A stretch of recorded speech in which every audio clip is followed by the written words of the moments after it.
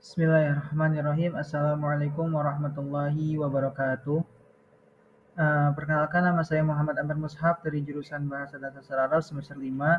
Di sini saya akan mencoba untuk menjelaskan sedikit mengenai apa itu fasahatul kalimat, apa itu fasahatul kalam, dan apa itu ilmu bayan wa ta'rifuhu wa mabahithuhu. Tuh. Langsung saja kepada pembahasan. Pembahasan yang pertama yaitu ma hiya fasahatul kalimat. Apa yang dimaksud dengan fasahatul kalimat itu sendiri? Nah, fasahatul kalimat adalah kata atau lafaz yang memenuhi unsur-unsur fasahah. Yang dimaksud dari unsur-unsur fasahah ini adalah gampang ketika diucapkan, mudah ketika dilafadzkan. Kata itu mudah ketika dilafadzkan. Nah, untuk memenuhi kriteria ini, nah fasahatul kalimat ini harus menghindari beberapa hal, yaitu ada 3 hal. Yang pertama, tanafur al-huruf, yang mana tanafur al-huruf ini artinya itu huruf dari kata tersebut itu ada pada letak yang hampir sama. Makhrajul hurufnya itu berada pada letak yang hampir sama. Contohnya seperti al-hu', nah itu adalah tanafur huruf. Yang kedua adalah al-gharabah. Al-gharabah di sini mempunyai makna bahwasanya kosakata tersebut adalah kosakata asing yang jarang dipakai oleh orang-orang khalayak umum gitu kan. Nah, contohnya kayak ifrong ko'a, ada lagi kayak taka ka'a, nah dan lain sebagainya. Nah, yang ketiga itu ada mukhalafah al-qiyas. Nah, mukhalafah al-qiyas ini bisa dikatakan juga bahwasanya kalimat awalnya itu tidak sesuai dengan kalimat asli gitu. Kalimatnya tidak sesuai dengan kalimat aslinya. Contohnya seperti dalam contoh ini al-ajlala, yang mempunyai kalimat asli itu aslinya al-ajallu. Nah, seperti itu. Lanjut ke pembahasan yang selanjutnya, yaitu mengenai mahiyya fasahatul kalam. Apa yang dimaksud dengan fasahatul kalam? Nah, fasaha al-kalam ialah sebuah kalimat yang baik, indah, mudah diucapkan dan dipahami. Jadi, fasahatul kalam ini adalah sebuah kalimat, bukan kata lagi, yang mudah, baik dan dapat dipahami dan mudah diucapkan juga. Contohnya seperti kayak gini. Darabtu al-kalba, saya memukul anjing. Nah, itu adalah suatu fasahatul kalam karena kenapa? Karena mudah dipahami juga. Kalimatnya juga sesuai dengan unsur-unsurnya, yaitu ada fiil, fa'il, dan maf'ul bih. Nah, seperti itu fasahatul kalam. Terus pembahasannya selanjutnya yaitu mahwal bayan.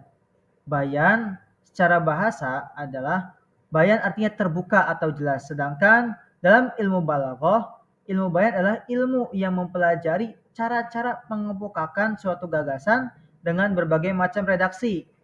Adapun menurut Imam Ad-Dakhari, ilmu bayan adalah ilmu yang mempelajari tata cara penggunaan suatu makna dengan menggunakan susunan-susunan kalimat yang berbeda-beda penjelasannya. Jadi, ilmu bayan adalah bagaimana kita mengungkapkan, bagaimana kita menjelaskan, bagaimana kita mengucapkan suatu kalimat itu sesuai dengan redaksinya masing-masing, sesuai dengan konteksnya masing-masing. Nah, karena kenapa? Karena kita berbicara dengan lawan bicara kita itu harus sesuai dengan konteksnya, harus sesuai dengan redaksinya. Tidak bisa kita menyamakan ketika kita bicara dengan anak muda, ketika kita bicara dengan orang tua dan lain sebagainya, seperti itu. Nah, pembahasan yang terakhir yaitu ruang lingkup ilmu bayan. Nah, ruang lingkup ilmu bayan di sini adalah memiliki ada 3 ruang lingkup. Yang pertama ada tasbih, yang kedua itu ada majaz, yang ketiga itu ada kinayah. Nah, yang pertama tasbih. Tasbih, pengertian dari tasbih itu sendiri adalah menurut bahasa bermakna tamsil, yang artinya mempunyai perumpamaan atau penyerupaan. Nah, tasbih di sini adalah memiliki makna penyerupaan atau perumpamaan. Contohnya seperti Muhammadun kal asadi fil syaja'ati. Muhammad itu seperti singa di dalam hal keberanian. Jadi ada seseorang yang menyifati ada objek yang sama gitu dengan sifat yang disifatinya, seperti itu untuk tasbih. Yang kedua adalah majaz.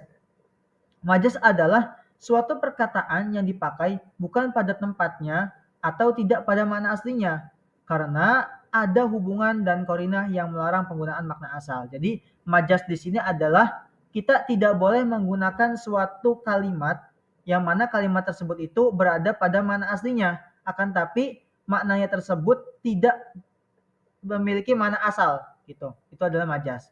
Nah, yang ketiga adalah kinayah.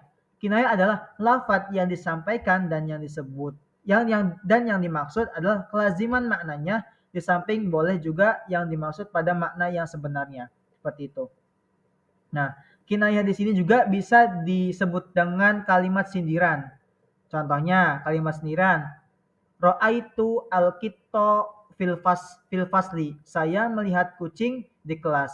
Maksud dari kalimat kinayah ini adalah bahwasanya saya itu bukan melihat kucing, akan tapi saya itu melihat orang yang suka tidur di dalam kelas. Nah, seperti itu kinayah. Contohnya adalah sindiran.